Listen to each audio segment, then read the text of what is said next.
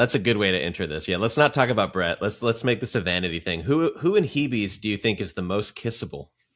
And remember whose house you're in right now. You guys both have very special places in my heart.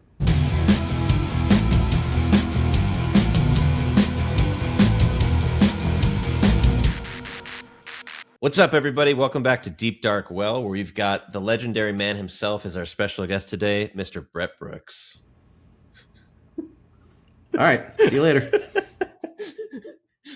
Let me spin you a tale about Brett real quick. Brett's a man of many talents. In addition to doing graphic novels, he's also a talented actor. He's had the pleasure of dying in most of our movies because Josh and I have a problem. I don't see it as a problem. Well, it's a problem for me. It's a problem for Brett's mom. Yeah. Before we start the podcast, let's just take a moment to apologize to Kathy. Kathy, we're sorry. Brett, welcome to the show. Thanks for coming on. No, thanks for having me. This is fun. I've been looking forward to this. We've all met at the Savannah College of Art and Design, but let's talk about how our individual paths connected, because you have a different history with me, Josh, Kyle, starting with Josh, because I feel like that's who you met first out of this group. Yeah, me and Josh actually. So Josh grew up in a town called Skipperville, which is about 15 minutes away from Ozark, which is where I grew up in Alabama. We had a handful of overlapping friends from high school rivalries and football and all that. Wait, which one of you played football? I did. I did not know that. I did not play football, but I ran the team that produced the football game broadcast. That actually tracks. If that's not surprising at all. Yeah.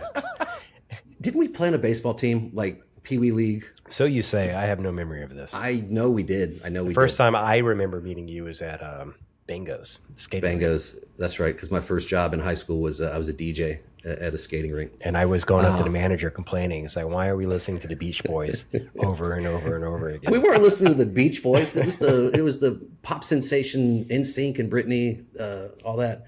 No, I do remember you coming in from like outside. I remember looking down off the DJ booth and seeing you in your baggy Jinkos. Your ears were pierced. Please put a photo of that on screen. And if you're listening on Spotify or if you're listening on streaming, please take a moment to go to the YouTube version so you can enjoy that photo. I'll find it. I had hair back then. That's how far back we go. Josh had hair. Yeah. And it was all the same color. Dreams. So that would have been high school. But then I went to Full Sail in Orlando for a year, withdrew, came back home, and I got a part-time job at Movie Gallery when the movie galleries and the Blockbusters were still around. And the first shift I had was with Josh. And I like I said, we knew of each other, I think, but we never met. You know, you get to a point in life where you just don't need any more people. You're like, I'm good on the friend quota. Like, I don't need to know anyone else. So me and Josh get to talking, and this guy starts dropping words like cinematography. Now, keep in mind, we're in Southeast Alabama in 2003 or 4. So to meet someone, now a lot of my friends in high school, they spoke that language, but you know, I really hadn't met anybody since then. So for Josh to start talking about directors and actors and cinematographers and producers like by first and last name and their filmography, like I was like, oh snap, this is kind of different. We had a weekly movie night with me and 2 other guys named Chad and Doug. I reluctantly asked them, like, you know, I met this guy, Josh. Like, again, I don't know if I want any more people in my camp, but he's pretty cool. So Josh started coming. I kind of like him. I think he likes me. I'm just not sure.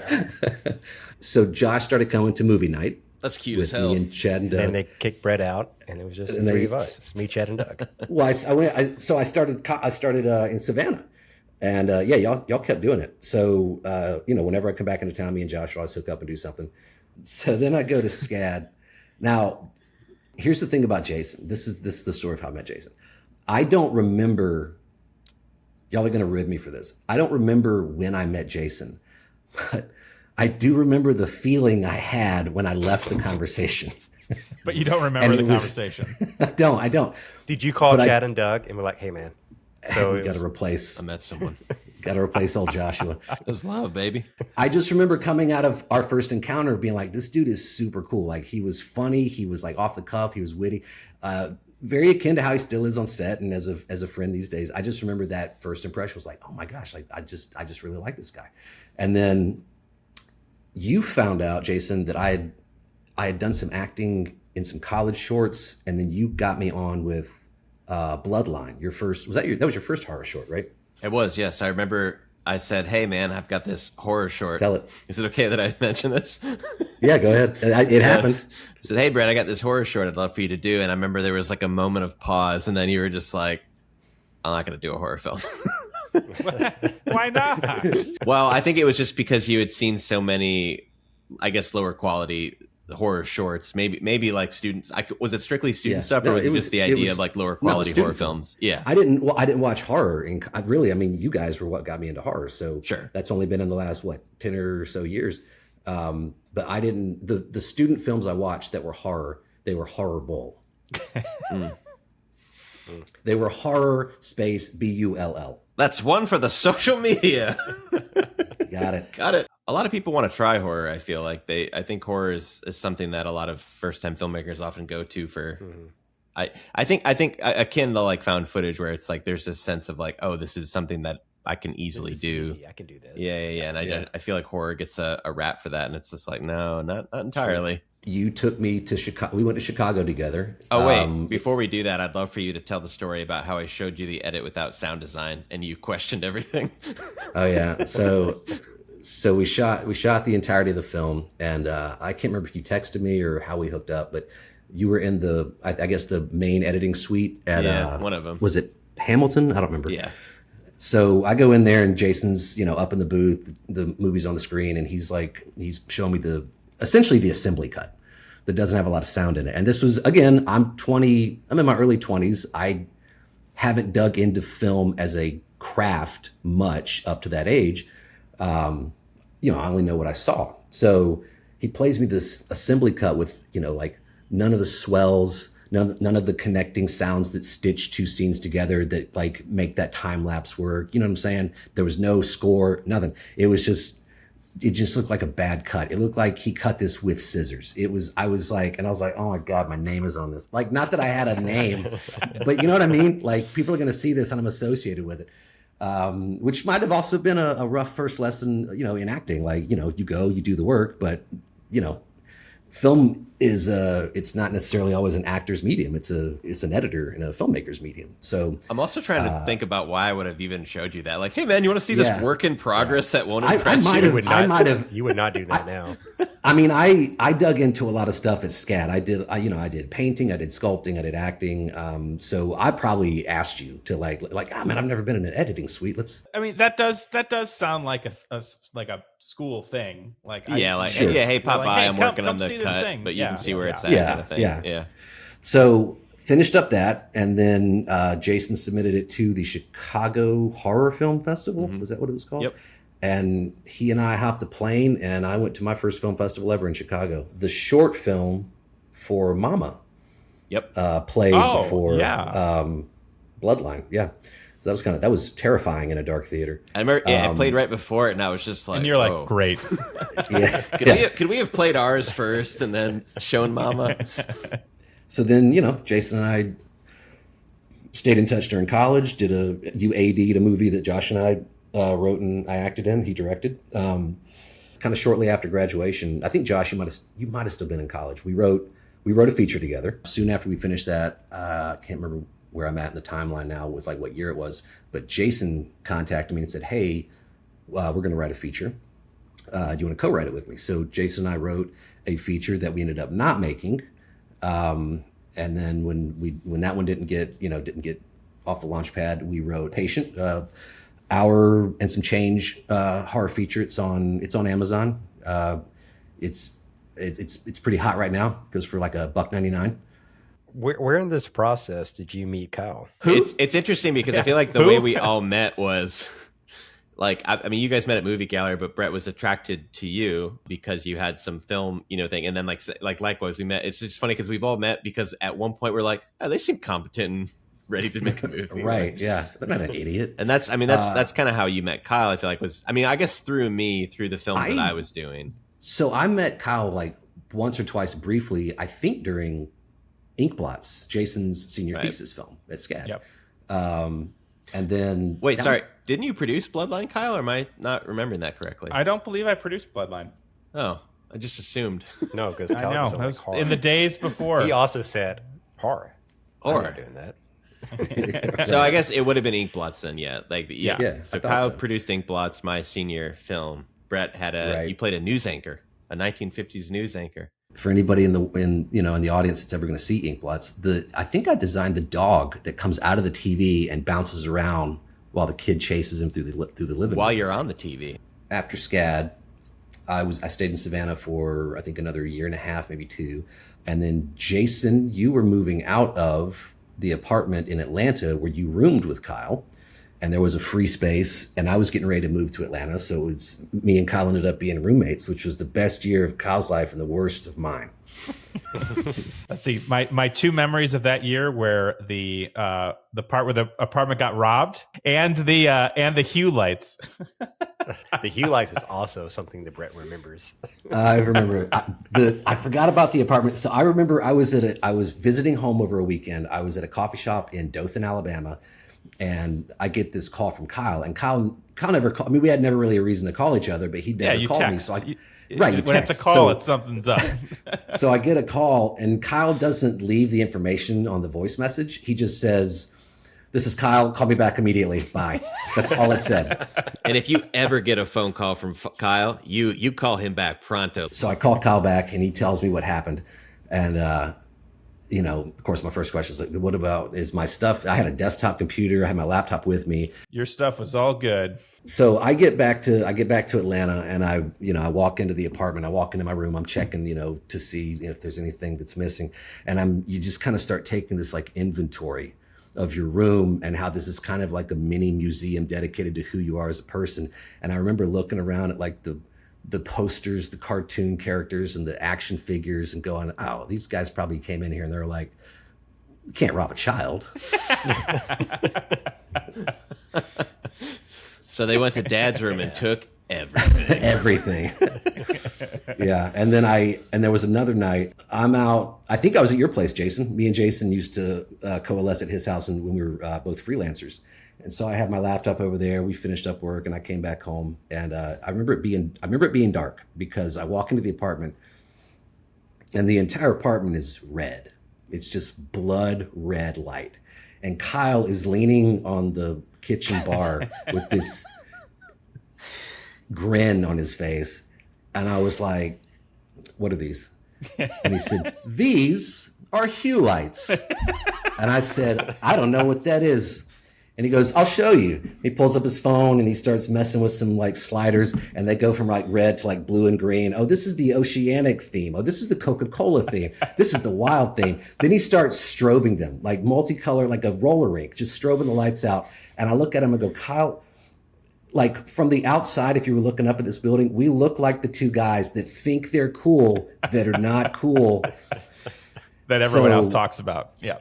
Yeah. So I didn't really use our like common area a whole lot, because I had my computer in my bedroom and watched movies on that. But there was this one weekend that Kyle was in, I think California, and so Walking Dead was still in its prime, and it was like on a 2nd or 3rd season. So I'm like, I'm gonna use the big TV, and we'll spread on the couch, give me a Coke and some popcorn, and just like have the whole place to myself.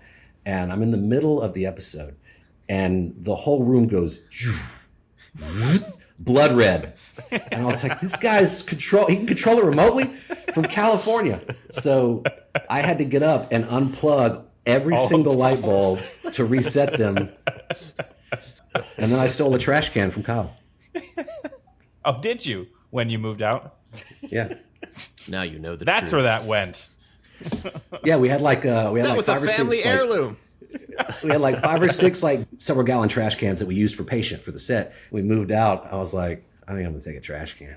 The best thing about a film set, like I'm trying to think, like there's always treasures to be taken from. I mean, obviously like a trash can, there's some very practical items. We've had signs like on reclaimers, those people drove up and stole our filming in progress sign. Oh, really? Yes. They pulled up in a truck. They took Instagram photos in front of it and then grabbed it, threw it in the truck, and ran away. Yeah, but it was heavier than they thought it was. So they struggled to pick it up and throw it in the truck. Have you ever taken anything from one of our film sets, Brett, like as a souvenir? I know you've asked, like you took the teddy bear from Patient, I remember. Yeah, I took the teddy bear from Patient, my jacket from Patient, and the little tote bag I had in that movie. Did you take anything from like Checkpoint or To Hell With You or anything like that? Checkpoint and Mages, I definitely took some danglies. Okay. None of these, but actually this one might actually be from Mages. But I took a lot of the necklace or the bracelets from that. You gave me the boots from Mages, and I put them in Salvation Army because I'm never going to wear them. Brett, tell me about the first time that you acted, and it's like this is something like I want to do. I was living in Savannah. It was after graduation. I was working at a restaurant as a server. There's a girl working with me, and she came up to me. She said, "I'm in the weeds. Can you take these drinks out to the table outside?" And I said, "Yes." So I grabbed the drinks. I take them out. I'm walking by this table with these two guys sitting there, and one of them says, "Excuse me, sir. Do I know you?" And I look at him. I go, "Yeah, Professor Gallagher. I was in your intro to acting class, like my second year in college." He said, "Oh, are you still acting?" And I'm holding like a plate full of dirty dishes. I'm like, I mean, not really. Like I'm doing this right now. Like clearly. Yeah, I am the cliche art student right now. I got out of art school and I'm serving tables. He says, "Well, you know, the Conspirator is filming here in Savannah." And for anybody that doesn't know, Conspirator was an Abraham Lincoln movie directed by Redford. It starred James McAvoy, Justin Long, Tom Wilkinson, Danny Houston. And it was about the conspiracy to kill Lincoln and how it wasn't just... it was a big deal down here when that... It was a very big deal. Yeah. And he said, I said, "Nah." He said, "You know, have you thought about, doing extra stuff?" And I said, "I don't know." And he said, "Well, this is the casting director, or one of them."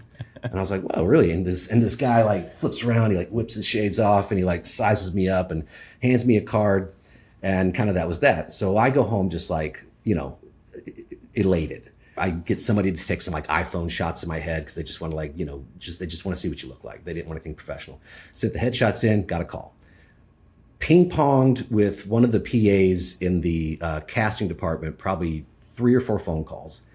And every time we were talking, she always had to go. "Hey, I'll call you right back. We got to take care of something. I'll keep you on the radar." And then, and then you never get a call back. So then you call back, and it happened for a couple of days.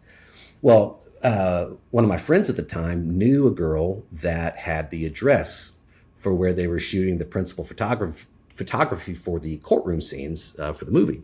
And this, again, is before I knew what, film set etiquette was. You don't just roll up to a film set, because... So I got the address, and it's in this discreet, I think it was like an abandoned car lot, and they had transformed the interior into the courtroom. Anyways, so I walk up, thinking like, I'm just going to go. I'd been on the phone with someone before I left my apartment, and again, she had to go. So I was like, I'm just going to go find it. So I walk up to this door, and there's this little 8x10 piece of paper that says casting office, but it's got one of those, door codes. So I go, all right, well, I tried. So I walk away. A woman comes out, and she's talking back to somebody, and she looks at me, and she goes, "Hi." And I said, "Hey." And she goes, "Can I help you?" And I said, "Yeah, is this a casting office for the Conspirator?" And she said, "Yeah. Do you have an appointment?" And I went, "Yeah." And she goes, "Right this way." So I walk in, you go in, you got the casting director shotgun right down the middle. You got a PA over here on a laptop and a PA over here on a laptop. And I walk in, and I'm just standing there like an idiot. And finally she looks up and she goes, "Can I help you?" And I said, "Yeah, I was just on the phone with somebody in here, and my phone went dead, and I just didn't want to I was about being an extra, and I didn't want to miss out on an opportunity because of like a technical difficulty." So my gamble here was that nobody would ask who was on the phone with me, and nobody did. So she goes, "All right, well, what's your name?" And I said, my name's Brett Brooks." And she goes, "Wait, what's your name?" I said, it's Brett Brooks." She had my headshot on the table with another guy's headshot on the table, and she was making the decision in that moment. So she slid him off, and I got it. So we did 10, I was on set for 10 days in the courtroom. All like McAvoy, he was a defense attorney. You've been on film sets. I mean, clearly you guys have, but like being on a studio film set with just like 10 times the content and chaos, it's like herding cats. Like it's a miracle anything gets made. Watching this, I remember sitting at the table, the tribunal counsel. I'm sitting across from Colm Meaney, who was Deep Space Nine. What was his character, Kyle? Miles O'Brien. That's right, Miles O'Brien. Sitting across from him, Justin Long is in the back, goofing off with the audience. Redford's directing the DP. They're laying tracks down for the next dolly shot.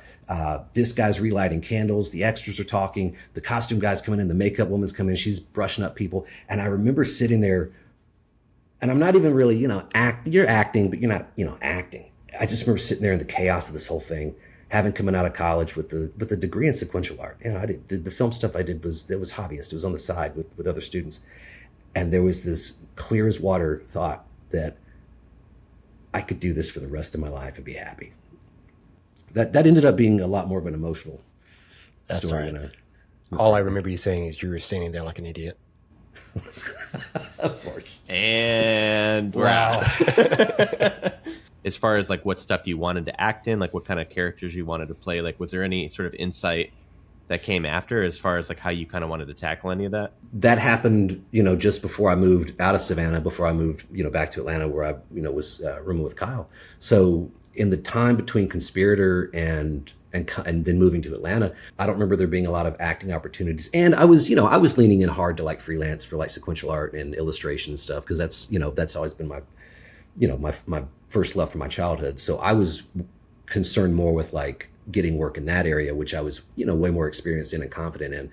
I got super fortunate and lucky to befriend people in college that kept doing what they were doing, and I remained on their radar for whatever reason. And that's you guys. You guys have, you've given me a reel. You've given me so many fantastic opportunities to act, and in doing so, has gotten a little notice from other filmmakers and other directors that I'll be working on projects with this year that I might not have been able to do had they not seen me in, To Hell With You, or It Draws Closer, or Mages, or Checkpoint, or whatever. So they didn't see you in It Draws Closer. They did not see me. As long as we always get the right of first refusal. Right. All right. So egos aside, what's been your favorite part you've played? My favorite part of ever. Yeah. As Josh and Jason wait with bated breath, He's like, hoping he'll he's name like their none of film. the things that you guys have done. I remember the first film that I was ever in was called Apartment 57. It was going to be me. And it was the first narrative that you shot, right? Yeah, it was the first thing. Yeah. And that was going to be baked into your portfolio submission to SCAD, correct? Mm-hmm. So we shot that. It was a 2-day shoot. I remember the story is very depressing. It's about an agoraphobic who's also schizophrenic. It had a really feel good ending though, yeah? Yeah. It's a very depressing. I remember doing that the first day and coming home and feeling terrible for this guy who didn't exist. That's always stuck with me. Yeah. I didn't even know if I don't even know what style of, I wasn't really an actor, so I don't know, was I doing method? I don't know. I just remember taking we work home. We weren't anything. We were just doing. Yeah, we weren't anything. But I remember that feeling. I remember going home and mom being like, "How was the movie?" And I was like, "I don't feel good. I don't know why." And, Well, I just drank bleach on screen. right. So. So that was a very poignant moment as far as acting goes. And I think it still stands to be like one of my favorites. I also really enjoyed playing David in Vent. Well, another one of Josh's films, huh? I enjoyed playing. I liked playing Ripper in Mages. That was just everybody. It was just like all of us come together and just off the hinges. Like that was just so much fun. But I think to date, my most recent favorite is definitely Doyle from To Hell With You, because it was the first time since I think either Vent, that I didn't feel like I was playing some kind of extension of a personality trait that I already kind of have. Like you really had to step into a new skin, put on the costume, put on the makeup, find a walk, find the mannerisms. All right. You can't go 5 minutes, can you? I can't. You can't. You really can't. We need to put like a Josh takes a dig at Brett meter and Right. make a drinking game out of it. Like a little toasty guy comes up in the bottom. Toasty. I love what you've done with like Vent and Apartment 57, but those films are never going to be seen, nor should they. They're just bad. Yeah, but those characters are still those characters in your head. great. They could still come back. Yeah. But I really do think that the Doyle character in To Hell With You is one of my favorite of yours. I feel like out of a lot of the stuff we've done, it was a chance to like completely step outside of, because I mean, it's funny with Mages, because like I briefly was in Mages briefly because I'm not an actor and I was the first person that needed to be killed off. Right. But I feel like we all played, I mean, far exaggerated versions of ourselves. Like there's not necessarily a lot of truth in the personality, but still like comfortable enough that it was like an easy enough character to sort of like find a voice for that wasn't too far from our typical voices and things. But yeah, with Doyle, it was like even down to like finding a different voice, mannerisms, obviously the physical appearance. So do you, as an actor, do you having done sort of a little bit of everything now, do you feel like you prefer doing that type of character acting? I guess having done it for the first time in a long time, it's kind of like you forget that it's like, oh shoot, this is kind of, I forgot what this felt like. So there's a film that I'm going to be in the next, I guess, few months, hopefully, that I'll be doing another creature character. It's almost like Doyle and the creature from It Draws Closer merges into one type of character. So that's going to be interesting. That's a real weird porno. I'm glad. From the 3. I'm glad we got to give you some preparation for that, because you're in heavy makeup in that film.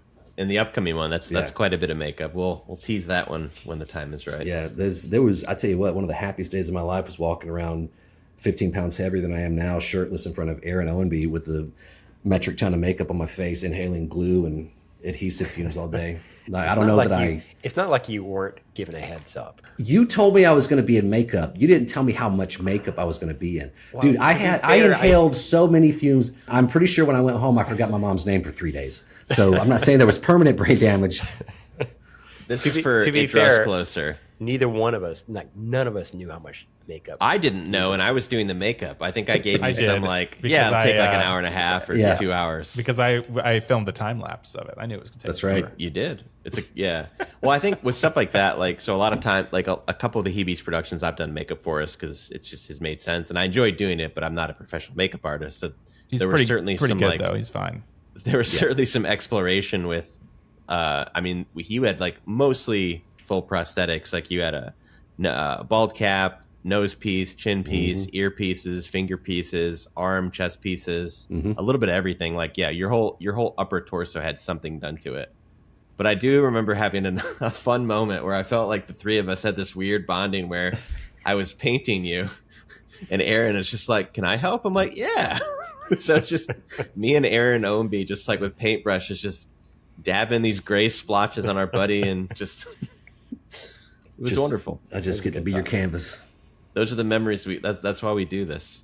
Let's talk a little bit about like some of the projects we've done together, Brett. Like, and all of these films are available on the website to watch, but Brett has been in countless number of films from Josh and I when we were in school before, we had all sort of like combined into this thing. But then as far as like the Heebie-Jeebies films that you've been in with us, you were in Little Dreamer, which was a short film. You had Roland Finestra, Disembodies, Mages, To Hell With You, It Draws Closer, Checkpoint. The only ones that he wasn't in was Reclaimers and Tapestry. Reclaimers and Tapestry were the only ones you weren't in. Yeah. You're like the Heebie-Jeebies poster boy. Well, you're welcome. Thank you. No, it's been fun. Like, there hasn't been a miss. You know what I mean? Like every film that's been made has made some kind of impact in the festival circuit. It's, there's been interested parties, larger than the independent realm or independent community rather. You guys got multiple laurels, multiple awards. I mean, why wouldn't I want to be a part of something like that? Say more good things. I would love to know. So, like, aside from like the Heebie stuff, obviously, you're still out, you're still acting, and there's some projects that are coming up. Yeah. Are there roles now that you do? I mean, we talked about this a little bit with the character acting stuff, but are there roles that you sort of prefer to play, or things that you would like to play? This one coming up with Fisher is another character acting thing. That's going to be. I'm a little nervous about it. I've been doing my own form of preparation just because of what the role physically demands to make sure I don't pass out from a heat stroke on the day of shooting. That prep has been fun. I don't know that I have. I'd always wanted to be in a Western or a noir. We talked about you being a graphic novelist, but you have 2 graphic novels, Dust Bunny and Deuces Wild, which are incredible if you get the chance to check them out. And then in addition to the acting thing, you're also a writer. So you've written, we co-wrote Mages together. You've written some other feature films, some short films and stuff. Like, so obviously there's all these things you have the ability to do and enjoy doing. Is there one thing you tend to lean towards, or do you just want to try to throw them all in a bag and kind of like see what sticks? Yeah, I lean towards whatever gets me a job. There we go. You heard it here first, folks. Brett Brooks, he follows the money. That's a practical, real life answer. It's not totally untrue. No, it like the mood shifts, man. Like if like today I got an email from someone that I'm gonna have to like activate the illustration side of myself for the next week, and I love doing it. I love all of it equal. It's just like you don't have like a favorite kid. I mean, my parents do. No, that's Garrison. Matthew. when you do dabble in a lot of stuff, you give all of it the same love, but the love you give it comes in like different capacities. The stuff that I do for illustration, that's a completely different animal than writing a screenplay or writing a short. Is a completely different animal than prepping for a role where you are the character. You're not drawing the character. So I don't know that I have like a favorite. It's just they're seasonal, Not to interrupt you, but you and I have talked about this a lot, and I always think it's a really interesting topic of conversation. But like, because I think, and social media is the grand lie, right? Like we post film stuff, we post this, and everyone's just like, man, you guys are just killing it. You're right. You guys are, I'm paraphrasing. Yeah. You guys are true. the best. You're always making stuff, and obviously that's not true. But like, as far as like the creative push behind some of this stuff, like obviously it's like not every hour of every day is this ability to come out and like knock things out. And I'm curious, like, do you feel like there's some sort of common ground with trying to like, for lack of a better word, I'm giving you the question you hate the most, which is where's your motivation come from? But it is that like the advice that I feel like we've gotten a lot is to keep doing what you're doing. It's like, how do you keep doing what you're doing? Like, what's that push feel like for you? Well, you got to love it, whatever it is. It's music or ballet or whittling, whatever your thing is. You got to love it first. You got to love it for yourself first. I think, in my 20s, it was all about inspiration. I got to feel inspired. The inspiration is what drives the thing to become a final product or a final piece or whatever. And at some point, your relationship changes with the thing that you loved. You kind of move out of the honeymoon phase and you move into the marriage. And I've never been married, but from everything I understand is marriage is work. You still love the thing. You're still inspired by it. But there are days where you can neglect it. You have to wake up and choose to love that every day. And I think, I don't know when it happens. Maybe it happens when you get your first paycheck for the thing that you love, right? Because when you get your first paycheck for the thing you love, now it's different. Now people are asking you to do that thing and they're pulling that from you as opposed to you giving it on your free will. So, and that's where being jaded comes in, right? It can definitely. It can, yeah. But I think, inspiration. I think at some point inspiration has to give way to dedication. As far as staying motivated, I don't stay motivated. I just wake up every day and decide to do something. Like even if I just get a log line done, maybe I do get a full illustration, maybe I get a shirt design, maybe actually me and Josh filmed me doing kind of an impromptu monologue last night that I sent over to Kyle Gazak to get his eyes on it. Just something creative. Just wake up, and it doesn't have to be a lot. It can be minuscule, but as long as you keep doing what you're doing,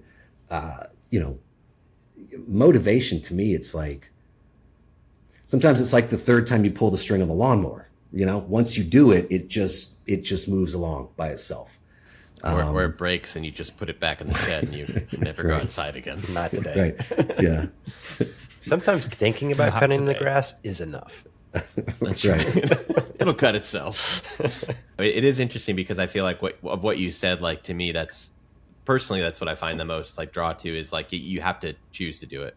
Like it is, and sometimes you don't feel like it, and you still choose to do it. Yeah. And I think that's always like the defining If I factor. waited until I felt like doing something, I just wouldn't do shit. Oh, I would never do Like, I would something just never like get anything after working a full-time job, like, and making dinner, like, and then it's night. It's like, okay, I've got an hour and a half to write a synopsis for some scary movie about a haunted blanket.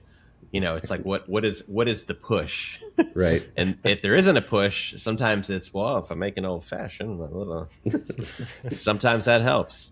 But I find it interesting because no matter what, though, like you have things to show for it. Obviously, you have like insanely like crazy looking graphic novels, and it's like, I mean, even just not to segue completely from acting, but like talk about the time that went into those. I mean, that was like years of your life that go into this stuff. And then with the film, I guess it's a little bit more of an instant gratification, or Yeah, it is. Does it feel that way? It's a little bit more of an instant gratification. It's a swap. So with film, you go in, you do the work, you perform, but you don't get to see the movie for 4 months, or whatever, however long it takes to get the edit done, or a year. With graphic novels, especially if you're in control of it, like you get to see it develop in front of your eyes in real time. Where do you sort of find that space between doing something for yourself or doing something because you feel like you need to do it? And I guess the two intersect at times. I mean, you go the first 18 to 22, 23 years of your life, and it's all for you, right? Because that's all research. That time is spent, learning the craft, getting better at the craft, making connections where you can, and then you cross that threshold. Let's say you do go to college and you get that internship or you get that first job. Like again, going back to what I said, the relationship changes with the craft. Anytime you're doing it for money or you're doing it because someone's asking you to do it, like it's good that you have conditioned yourself in the first third of your life to love it, right? But you have to take that and apply it to the times when you don't love it. It's almost like having some reserve of inspiration in your back pocket. It's like, I know this job's going to suck and this client's going to be tough, but like, what else are you going to do? I mean, I'm not going to go start over and be a mechanic or go, Jason, isn't the next role that you're casting Brett for a mechanic? Yeah, actually. So you do Yes, have you to are, become Brett. a So the mechanic. joke's on you, sir. Tell everyone where they can, see your graphic novel, see some of your acting work. Like, obviously, you can go to Heebie Pictures. Obviously, you can go to Heebie-Jeebies. What? You wow. blew it. Obviously, you can go to Heebie-Jeebies Pictures. Heebie-Jeebies. God bless America. Somebody else talk. I'm done with do you this not know? shit. I'm out. Okay, Brett, tell the folks where they can find you at. Yeah, you can find me on Instagram, just Brett Brooks, BRETTBROOKS. You can also find my body of work, my graphic novel stuff, some of the Can we screenplay find your log body lines. somewhere? of work. My body of work. Where can we find your body of work? You can take your ass to www.brettbrooks.com and you can have yourself a little party. You can look at all the stuff I've done. It says domain not registered. Brett, it's been a pleasure having you on. I'm sure this will be one of many podcasts. We'll see Brett what is- the comments section has to say about that. We'll see what the comments. Be the best Brett comment is- section you've had. Not only a talented man, but also one of our best friends, and we love him. So thank you for coming on the podcast, and thank you for always being willing to jump into some crazy ideas with us and collaborate with us. I mean, we all kind of share duties, but I think I love the group we have, and I want to keep working together. So Same. love every chance we get and hope for more. Kyle, could you look directly at the camera and say, coming up next on Deep Dark Well, and just repeat after me. I just need to get some stuff for this is very serious for social media. Very serious, I'm sure. Yeah. So Coming up next on Deep Dark Well. my I will not be repeating those words. they're big blueberries. All right, we're done.